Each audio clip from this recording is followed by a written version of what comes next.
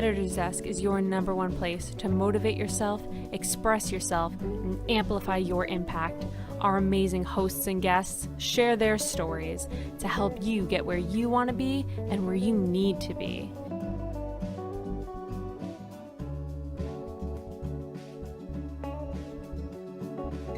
And now, on to the show.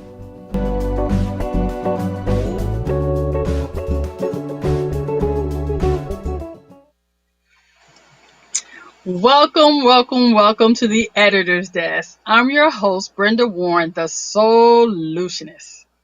Today, I briefly wanted to remind everyone that this was an opportunity of a lifetime for me. 2 months ago, my life was totally different. And then I got the opportunity to sit here behind the Editor's Desk. Well, y'all, this is going to be my last show for a little while, and then you'll see me again for some guest appearances. But today, I'm excited to share with you my special guest, Mr. Jared Capella. He is a father. He is an entrepreneur. He is a life and relationship coach. And most importantly, he is the fulfillment strategist. Jared is here with us today, and he's going to talk to us today about living the love that you are. Everybody, please welcome Jared to the Editor's Desk. Hi, Jared. Hi. Welcome. Thank you so much, Brenda. Thank you so much for having me on. I'm just so excited to be here. I'm excited too. Can you tell us a little bit about what a relationship coach is and why you chose to be one? Absolutely. Yeah, I got into relationship coaching because I realized that that was where everything that I was and everything that I was all about as far as helping people get to their desires and their goals was all about relationships and finding fulfillment in those and lasting fulfillment. Well, how did you get into that though? What's your background? Yeah, so there got to be some interesting story. Yeah, I was born and raised in a cult, and I was there until I was 21. And so being in there, I got to see a lot of, what relationships can look like, shouldn't look like. And then through that time, I was also nurturing my own relationship with God and really with myself and figuring things out, and did a lot of traveling internationally, which I'm so blessed to have had the opportunity to do that. And through those travels, I just got to see, people with almost nothing living fulfilled lives. And then other people who, when I came back to the States, it seemed like they had everything going for them, really feeling empty and just not really fulfilled. So I said, I gotta dive into this here. I gotta go more into this fulfillment area, because there's a lot of people out there that just aren't, they look like they have it all together, but they don't, they're unfulfilled. Now, Jared, I can truly relate to that. Now, growing up in a cult, you have a unique perspective about how people see relationships. Do you want to talk about that a little bit? Yeah, absolutely. So in that upbringing, I saw a lot of control and manipulation. And for me, really, it boils down to two things. When we do life, I'm not a very much a either or kind of guy, but in one area of my life I am, and that is in regards to, am I making decisions out of love, or am I making them based out of fear? And so when you see all this insecurity, you're constantly like surrounded by it. So you just see people making decisions for how they can get ahead and how they can use people. So it's very like fear-based, and really control-oriented. So honestly, when I was in there, I just had these beautiful opportunities to do a lot of traveling by myself and nurture this relationship with God, so that when I did, kind of find these things out, I was like, man, there's a better way to be doing this, and something doesn't feel right. Something isn't lining up for me. So even though I was born there and, was there until, again, I was 21 years old when I decided to leave, I was given some really cool gifts from that experience. And one of those, if not the most important gift, was, the relationships that I made with friends there and with family. And I'm just so blessed to have those. And looking back, I know I could be upset or bitter about it, but my second biggest takeaway was, I'm not going to move forward with a victim mindset. I'm not doing it, you know. So I got to see different people kind of go through the same things and not come out the other end as well. But I honestly, I took a year, and after that, I had nothing but gratitude in my heart. And I said, I'm going to commit, my life to helping people develop healthy relationships, and help them work through the emotional turmoil that maybe they've gone through, whether it was spiritual abuse or PTSD or whatever it might have been. Said I have to just kind of commit my life to this, and in doing so, it's just brought me so much joy, and fulfillment for myself to see other people lit up in that same way. So, do some of the people you help in your practice, are they have similar backgrounds to you, or is that not a requirement for you to help them? It's definitely not a requirement for me to help them. A lot of people, they come in because they're having problems in a romantic relationship, or they realize that they got some emotional dysfunctional walls that have been up for decades or just years, and they just say it's time for me to move past this. Not only am I not relating to anybody else well, but I'm not relating to myself very well, and I'm not taking care of myself very well either. So it's a whole array of people. The spiritual abuse thing, that doesn't have, it's not a prerequisite, but it could definitely.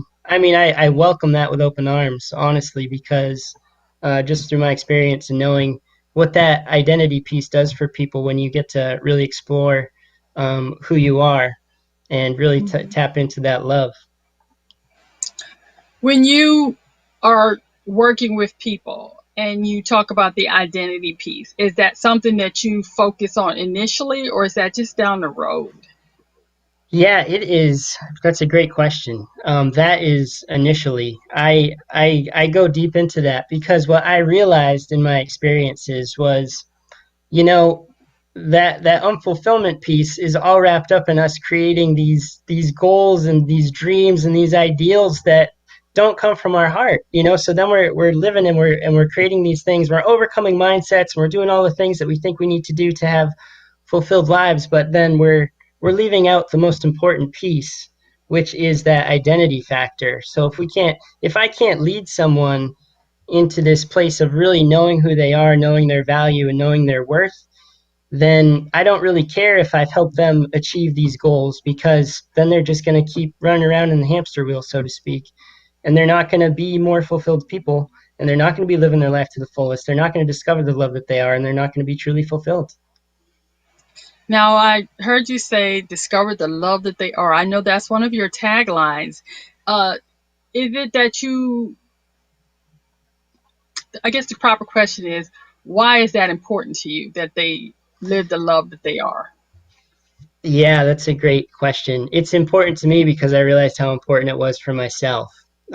There's a translation of this verse that I really like, and it Mm-hmm. says, it's the Philippians 4:8 verse. It talks about, beyond what we can ask, think, or imagine. Mm-hmm. God's wanting to do these things for us. I thought that's cool. That's a nice thing. And then as a coach, initially when I got into that, I was like, that's great, beyond what we can ask, think, or imagine. Like, I want to help people create that for themselves. Then I found another translation of that, and it said, live overwhelmed by God's opinion of you. So I Oh. realized after coming, it's really good, right? Mm-hmm. That's really good. I had to think about that. Go ahead. So I realized after that, after kind of my experience and not really having a good view of myself, I realized, you know what? This is everything. If we could just understand, and from my perspective at the time, it was very Christian based. It was like, if we could understand that the story starts at Genesis 1, not Genesis Mm-hmm. 3, where we're made in the image of likeness, and God says this is good and very good, then we'd be really happy people, and we wouldn't be walking around with so many of the problems that we have. We wouldn't be worrying about other people's opinions mattering more than God's or Absolutely. our own. So that's what my whole identity piece was. Okay, if we can tap into that with people, then we can actually Mm-hmm. move forward in a direction that's going to help them. It's not only going to help them reach their goals, which I love doing. It's so much fun and satisfaction in that when you see somebody reach their goal, but they're going to start to tap into the love that they are. And I say the love because, that's the image and the likeness that we're all created in. It is that love, and it's in all of us. So it's just about, can I tap into that, and then can I let that come out and just flow? Also, it sounds to me like it was about a heart issue for you. You want to tell me about that? Because I'm listening to what you Yeah, say. It sounds like it was a matter of you following your heart. You want to tell me that? Did I absolutely, miss that, absolutely. And or is I that correct? no, no, that's correct. That's correct. So for me, with the heart piece, it was such a gift for me when I was traveling. You know, a lot of my travels I did alone, and I'm Okay. talking international and going to other countries and stuff. And so from that, like initially, I had been nurturing this kind of like it seemed crazy to everyone else, but I didn't really care, and I was going to go do it because I like had the sense that this would be fun. So I didn't have totally the whole, and it was probably because I was a little bit younger too. People would say more naive, but really I didn't have the mental blockages that a lot of other that I developed a little bit later on in life through other people's opinions and good opinions, mind you, and good people. But it Right. was more like this is the practical thing, and you should be doing this. So in my journey, you know, I was able to kind of nurture that heart relationship and say like this is what I'm doing, this is what I want to do, and I feel like this compulsion from my heart to do it. And then, you know, in one of my trips that I went on, I came back from that one and like immediately I just felt this compulsion, you need to go to Romania. And I was like, Romania, all right. So it was this again, it was this heart Man, thing, but during that time, yeah. So during that's a that long time ways with away. the it is. So during that time with my heart thing, you know, going there and really making that Hmm. connection after that first trip before going to Romania, I kind of started, you know, I gotta think a little bit more practically about what I'm gonna do and how I'm gonna fit this together, and I kind of just put my heart on the back burner, Hmm.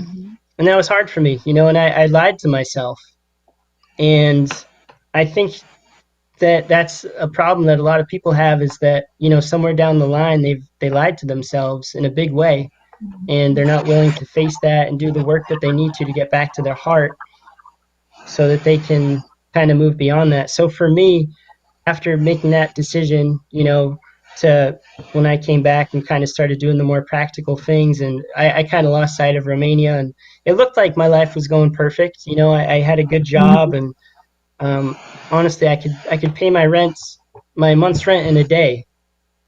Yeah, So but I it's not had always. what you know what exactly. It's not always about the So it money. looked like nope.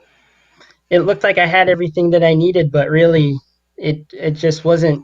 There was this emptiness inside me, and I think I was able to recognize it kind of at the time for what it was because there was this Hmm. disconnect, and I lived from my heart. Um, but I just felt like I'm something's not right here. I'm lying to myself, and I gotta get back in. So I ended up going to Romania and some other countries as well. And that's where I heard about life coaching for the first time, actually, three different times over a span of 2 months. And I guess that's when I see some of your clients and some of the testimonials from people working with you, because I do understand that you've been doing this for over 10 years. Is that correct? It'll be And 10 years in December. so you have an established program and a system that has been used by hundreds or maybe even thousands of people that can help them get the things that they need to live or better relationships. Can you tell me, because one of the things we have to talk about, because she's the cutie on duty, the picture that I posted for you, one of the first things I put on there, and normally I just put people's businesses and their websites, but it was important to me to put that you were a father because the picture you sent me was clear that that is a priority for you. How does that affect your coaching? And could you tell me a little bit about your little princess? I would love to. Thanks for asking about her. Yeah, so, and I sent you that photo too. Like, use this photo. I I know love you this weren't because I expecting love. that one. I wasn't, not at all. So yeah, my role as a father and a coach and kind of how I balance that is you know it's I actually I just put her down before getting on this call for her nap Hmm. and I'm sure some people might think like you got to do the thing, you got to get ready, and you have to make sure you got Right. your whole outline and everything ready. And I said, my wife, are you sure you want to put it? I said, I do, because she's my invitation to be present. That's right. Absolutely. Well, Jared, what we're going to do, we're going to take a quick commercial break and then we're going to come back and finish our conversation here on the editor's desk.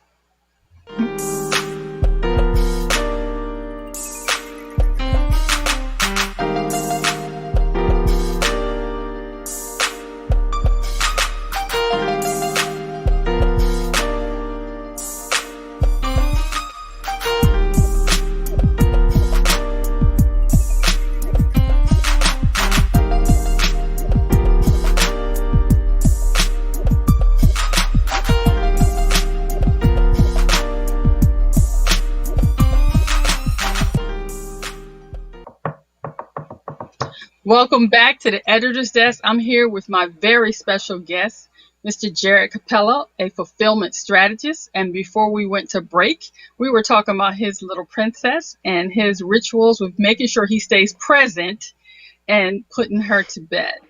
Jared, I love that about you, that you're a family man, that you are a father. But I also love about you, which because we've gotten the chance to get to know each other, is that you are serious about your mandate to love. And I know that for myself because I've seen you on your website, the way you conduct yourself, the conversations that we had, that you are serious about putting God first and that family is important. And could you tell me a little bit about that? Yeah. Gosh, I was starting to tear up a little bit when you mentioned it, but that's yeah, love has just been it's been everything for me. I was fortunate enough to when I got out of that experience from my upbringing, and I want to make it clear too, I have just such great friendships from friends still from there, and I value those so much and treasure them so much. But when I left there and I didn't really know, like I just didn't know who I was. I kind of felt like I had to start all over again when most people, were kind of on their path. They know what they're doing maybe for the rest of their lives. And I was just in this place where I was just Mm-hmm. figuring it out now.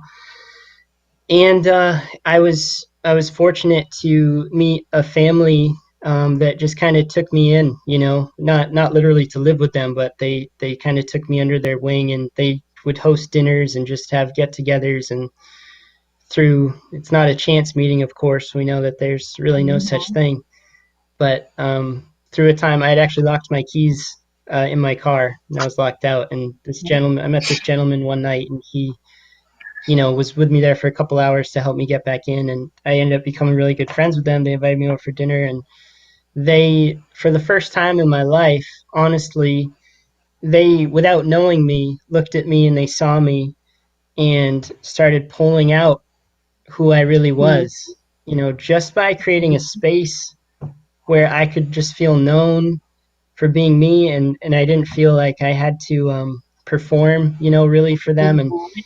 because I had done a lot of that in my upbringing, I found myself in different positions of being like the class president or whatever, lead roles in plays and just doing stuff like that where I don't know, I felt like I always had a lot of eyes on me and I had to perform and keep appearances. And for the first time in my life, really, I just felt like I could let all that go. I could let the guards down and just be real. So they loved me in such a way, and the other friends that I, met from there, Mm-hmm. that I was like, man, this experience, this is really what life is all about. And any research I did, once I started getting into coaching and I started researching and stuff, I just realized, the importance of these relationships, and for people to understand that they're loved, and that we're worthy. And when I really started tapping into that and realizing, what, like, I got to live the love that I am, because I've seen that modeled for me now. I've seen other people just kind of love me into that space.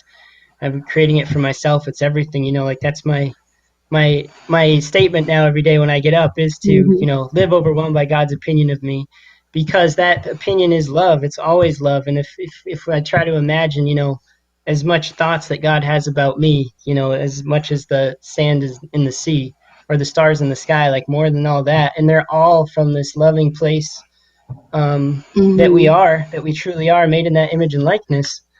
I got to help people tap into that. Like that's who we really are, and then we can deal with all the other things. But first, can we just got to hone in on that because it's going to change everything for your life.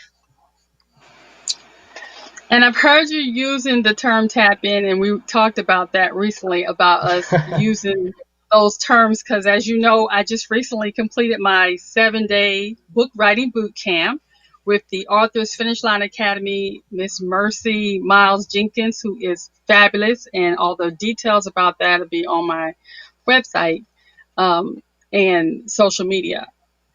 Tell us about how you tap in with your uh, clients and the people that you come in contact with?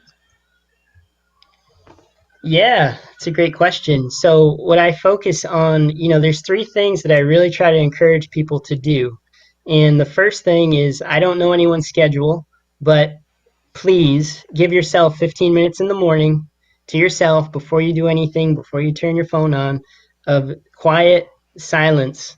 And so that's the first thing is just doing that. And in that silence is asking the question like, um, who am I? Really, if you're starting out just from there, like, who am I? Or just very simply like, whatever your language is, it's really not important, but like, is there more to me? If you're going to ask that question, is there more to me than who I've been acting as? Is there more to my being than Mm-hmm. what I've been doing for my life? Listen for an answer. Second thing is write that answer down. Mm-hmm. And if you feel like that's too much, then be appreciative. Find something to appreciate. Write that down. Put it on a Yeah. card. I'm stealing this from Bob Proctor. Write it down. Yeah. Put it in your Put pocket. it on a card. Yep. Mm-hmm. And then carry it around with you. And then the third thing is to set reminders in your phone to look at it. So I hadn't thought about that because I remember when you told me about the card. I did use the card idea when we talked about that because I thought that was really pretty cool to have that visual reminder, physical reminder of what I can do to help myself tap in on a daily. Now, could you tell me about your program that you have? Because I understand you have a free program that you'd like people to check out. Yes, so I always, always, always encourage people. I will take up to 2 hours with someone just to talk to them, hear them out, see what's going on, and just go for it. So that is Mm-hmm. always free, to book in that call. And then aside from that, I'll work with clients anywhere from 3 months, 6 months, or a year. And in those, this is always so fun. I really tailor make it to the individual. Of course, Mm-hmm. I have things, like identity and, relationships, and we go deeper into all those things. But it's really tailor made for the person, because I've just taken that time and kind of almost like tapping in, but in tuning in so much that I feel Mm-hmm. like I've almost developed this ability to just really be able to, the same way that family just kind of pulled the gold out of me, to be able to do that in other Mm-hmm. people as well. And so a lot of times in the session, I just kind of sit and I'll listen and then kind of just start pulling that stuff out. And then we can move from that and kind of, I'll create a lesson around that for them so that it's specific to them and it's really touching who they are. And then they're moving forward in the goals and accomplishing their dreams and sailing around the world or whatever it might be.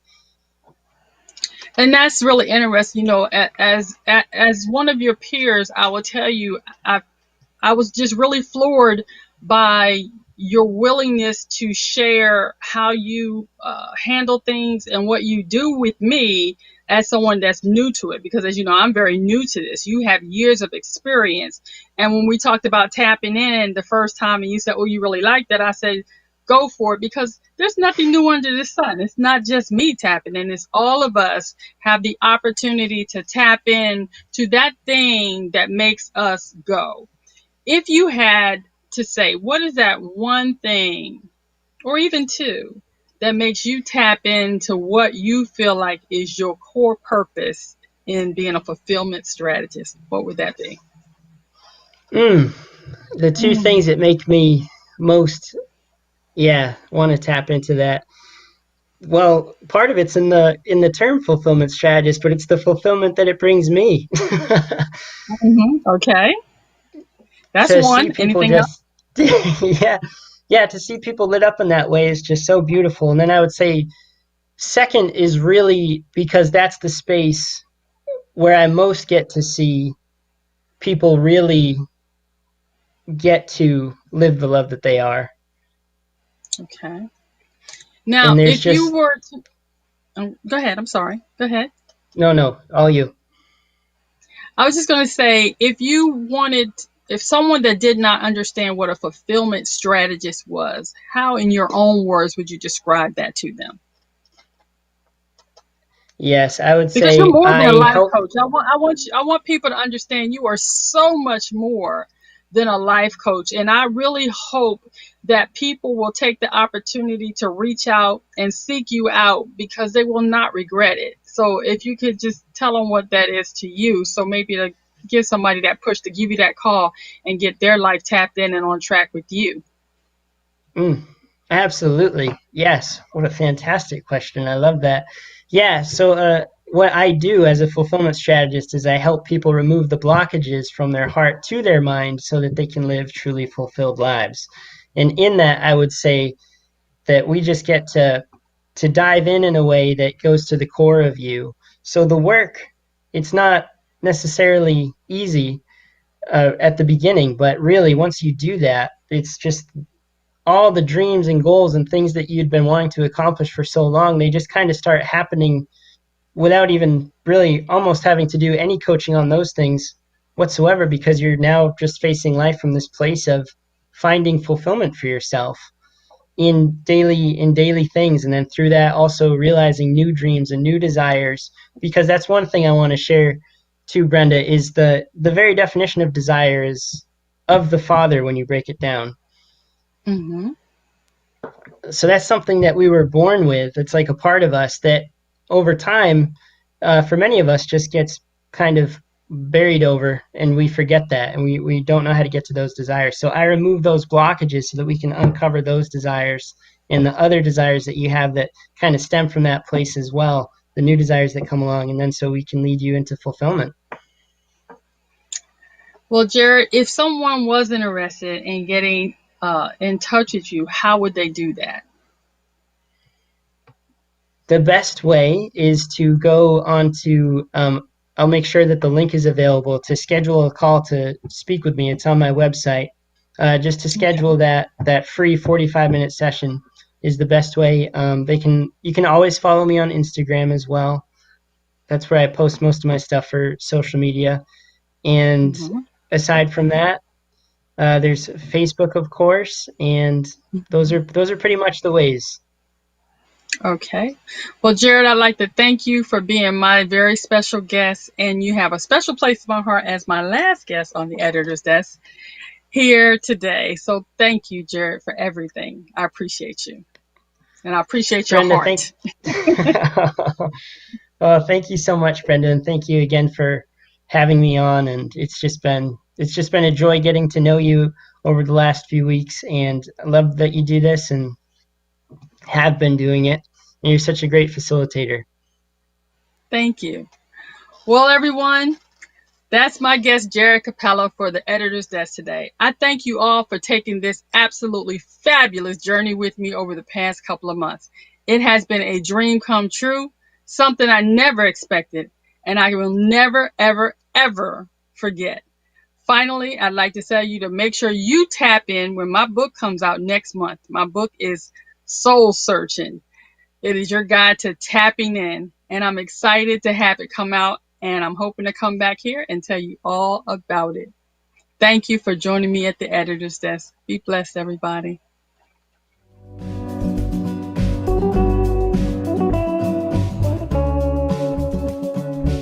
The Editor's Desk is your number one place to motivate yourself, express yourself, and amplify your impact. Our amazing hosts and guests share their stories to help you get where you want to be and where you need to be.